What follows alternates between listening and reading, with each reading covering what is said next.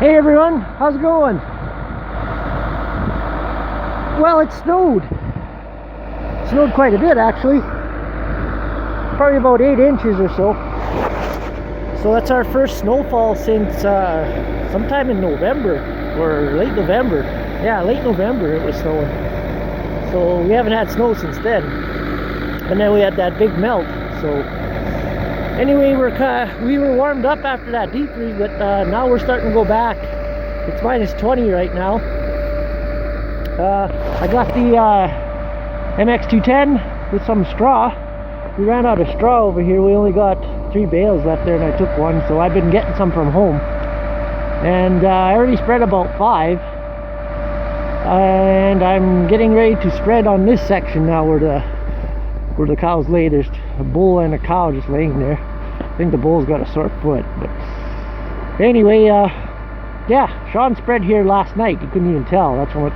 So I told him not to spread too much because it wasn't really worth it, just to cover the snow that was already there. So I'm gonna spread it pretty thick now because with the cold weather, I like it thicker. So Sean and Lori were just here feeding cows.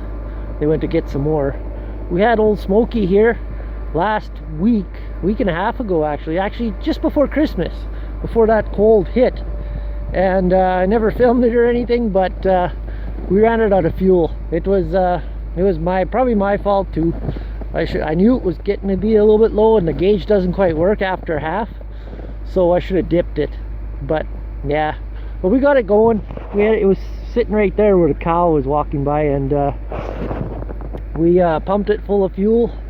Well, almost full, pretty much full, and the primer wouldn't work. We had 5 jerry cans in there the night it happened, and we tried it, but it wouldn't work. So we got the primer to work this time, and I just cracked open the fuel filters and let them fill up, and then they get the air out, and it fired up with just a little bit of ether to get it spinning and putting the primer, and it was good to go. It took off and ran away. But we didn't have it plugged in today, so we had the gooseneck still plugged in. So that's how we were hauling the hay here. So yeah, I'm just gonna start spreading here. It's kind of windy here, but behind the trees there it's good windbreak, so it's not bad here. So I hope the wind doesn't continue, because I hate wind chill. Wind chill is the one that sucks. I can handle the cold, but when you get the wind going in there, it sucks. So yeah, so time to climb in and spread some straw.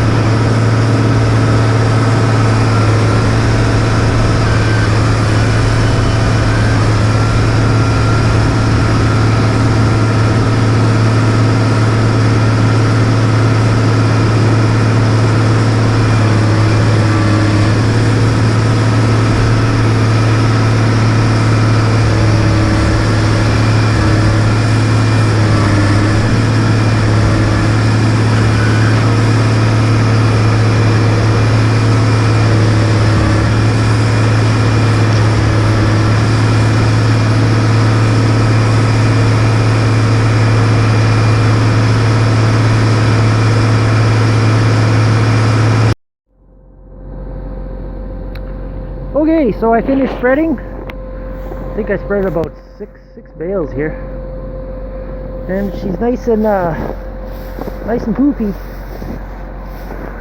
Be good for the cows to lay on tonight. Kind of missed a spot right there. Wasn't very much straw put right there, but it's pretty thick here. So as you see, I just went right around in a circle. Then I came around here, went in there, and then came back and made a pass here too. So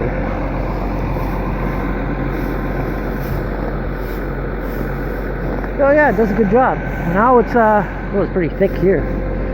Like that. Now I gotta clean twines off there. And the way we do it with this one is a lot better than our older one. See how they catch all the twines on the knives there. A lot of times we would usually take the twines off the bales, but with these bales, they're so, once you take the twines off it, you can't do nothing with them, so we just leave them on.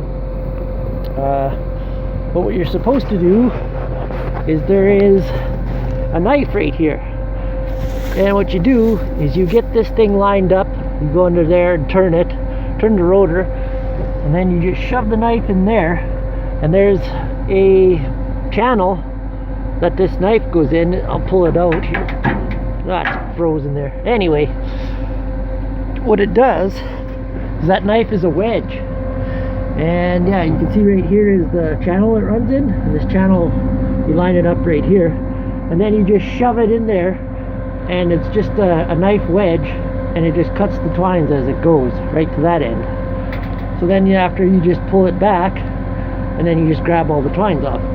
But that blade is kind of dull right now. For some reason there's moisture getting in where that blade holder is, and it's rusting the knife out. So yeah, I think it goes, it's like it's in this square tube right here that it fits into. So I have to sharpen that knife. So what I'm gonna do is just, I've got a brand new box cutter knife. I'm just gonna go underneath there from that side and just run a knife along there and cut them off. So you gotta have a really sharp knife to do that. But anyway, that's all for today.